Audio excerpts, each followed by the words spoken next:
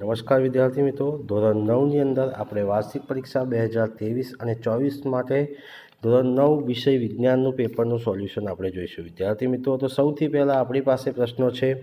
નીચે આપેલા પ્રશ્નો 1 થી 16 આશરે 10 થી 20 શબ્દોના માગ્યા મુજબ જવાબ લખવાના છે. પ્રત્યેકના 1 ગુણ છે.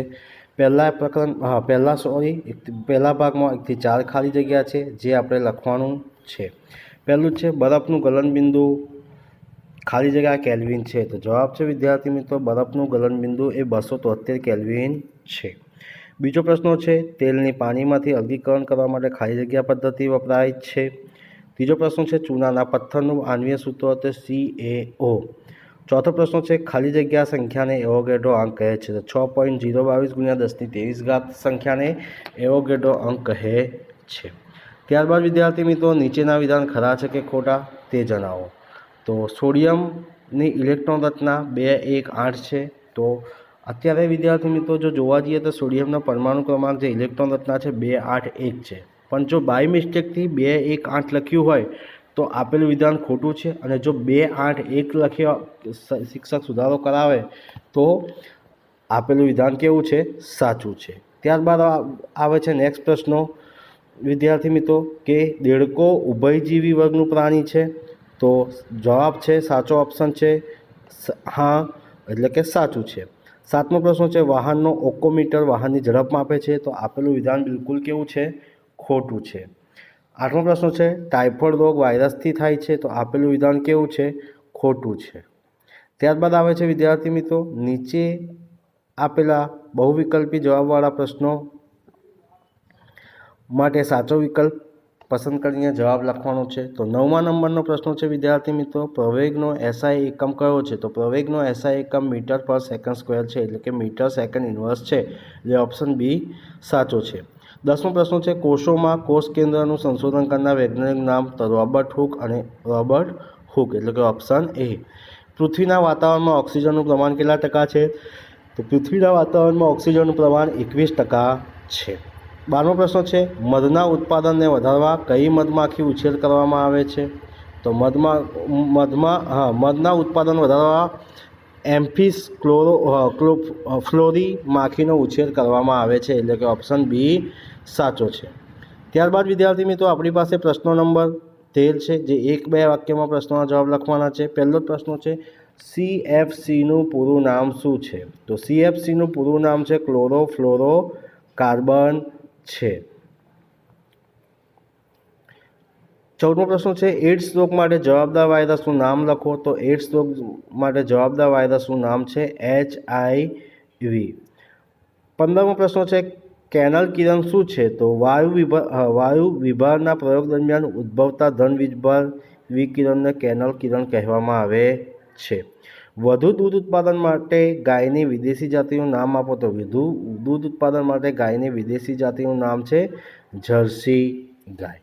ત્યારબાદ વિદ્યાર્થી મિત્રો આપણી પાસે છે કે વિભાગ બીની અંદર આપણે પ્રશ્નો પૂછવાના છે. વિભાગ બીની અંદર દરેક પ્રશ્નો 2 ગુણના રહેશે. તો વિદ્યાર્થી મિત્રો આપણે વિભાગ બીના પ્રશ્નોની જો ચર્ચા કરીએ તો વિભાગ બીની અંદર આપણે વિદ્યાર્થી મિત્રો જોવા જઈએ તો વિભાગ બીની અંદર આપણી પાસે છે પહેલો જ પ્રશ્ન છે કે ઉનાળામાં આપણે સુતરાઉ કાપડ પહેરવા જોઈએ, કારણ કે શારીરિક પ્રક્રિયાઓને કારણે ઉનાળામાં આપણને વધુ પરસેવા થાય છે, જેનાથી આપણે ઠંડક અને શીતળા મળે છે. જેમ કે આપણે જાણીએ છીએ કે બાષ્પીભવન દરમિયાન પ્રવાહીની સપાટીના કણ આપણા શરીર કે આપણી આસપાસથી ઉર્જા મેળવીને બાષ્પમાં ફેરવાઈ જાય છે.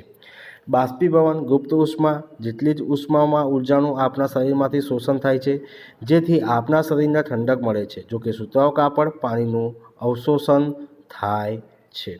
ત્યારબાદ વિદ્યાર્થી મિત્રો આપણી પાસે નેક્સ્ટ પ્રશ્નો છે મિશ્રણ અને સંયોજનનો તફાવત વિદ્યાર્થી મિત્રો આપેલો છે. તો મિશ્રણ અને સંયોજનનો તફાવત આપણને સ્ક્રીન ઉપર આપ્યું છે વિદ્યાર્થી મિત્રો, તમે જોઈને સ્ક્રીનશોટ લઈને પણ લખી શકો છો.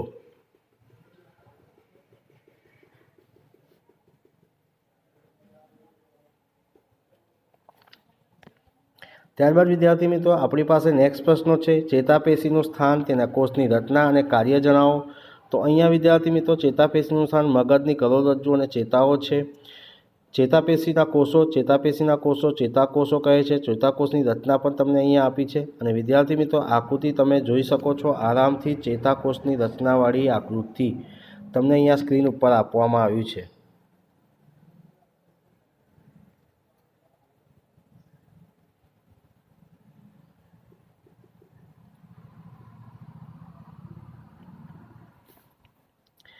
ત્યારબાદ વિદ્યાર્થી મિત્રો આપણી પાસે આવે છે નેક્સ્ટ પ્રશ્નો છે, ગતિમાન બસમાંથી એકાએક ઉતરતા પડી જવાય છે। તો ગતિમાન બસમાં વ્યક્તિની ગતિ બસની ગતિ જેટલી જ હોય છે।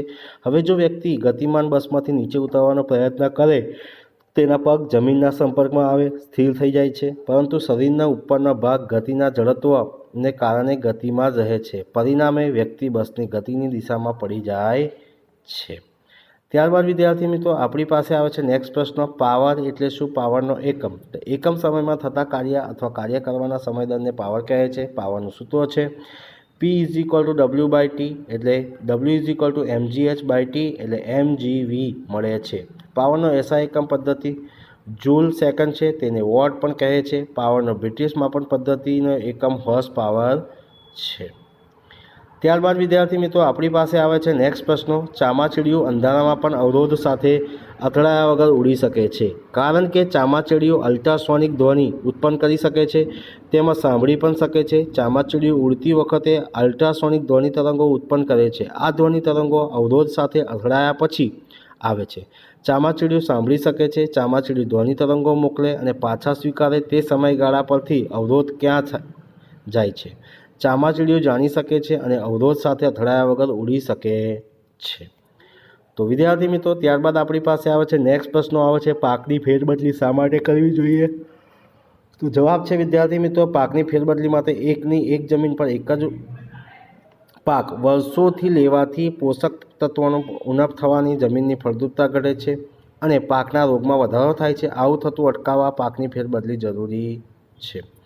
ત્યારબાદ વિદ્યાર્થી મિત્રો આપણી પાસે આવે છે વિભાગ સીના પ્રશ્નો। જે વિભાગ સીના પ્રશ્નો જે છે એ આપણી પાસે કુલ કેટલા પ્રશ્નો છે? 8 પ્રશ્નો છે। આથવાવાળા પ્રશ્નો પણ આવ્યા છે। દરેક પ્રશ્નોના 3 ગુણ આપણને વિદ્યાર્થી મિત્રો અહીંયા જોવા મળે છે। તો વિદ્યાર્થી મિત્રો જોઈ શકો છો વિભાગ સીના પ્રશ્નોનું સોલ્યુશન તમને અહીંયા સ્ક્રીન ઉપર આપેલું છે, તો તે તમે સ્ક્રીન ઉપર આરામથી જોઈને પણ લખી શકો છો।